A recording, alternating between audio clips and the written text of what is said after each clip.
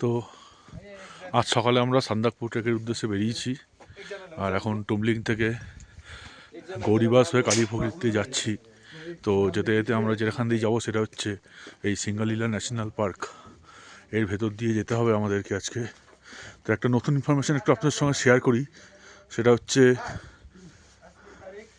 আগে যারা আমরা সান্দাকপু এসেছি বহুতবার আগে, তাদের কাছ থেকে সিঙ্গালীলা ন্যাশনাল পার্কে দিয়ে হাঁটবার জন্য একটা চার্জ নেওয়া হতো from West Bengal government and Nepal government also. তো এখন আমরা এসে জানতে পারি যে ওই পাসটা এখন আর লাগছে না।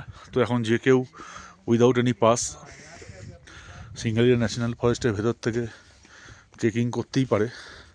তো এইটা একটা নতুন ইনফরমেশান আপনাদের জন্য, যেটা খুব দরকার ছিল। আমরাও জানতাম না ব্যাপারটা অ্যাকচুয়ালি। তো আমরাও সমস্ত রেডি হয়ে এসেছিলাম পাস করবো বলে।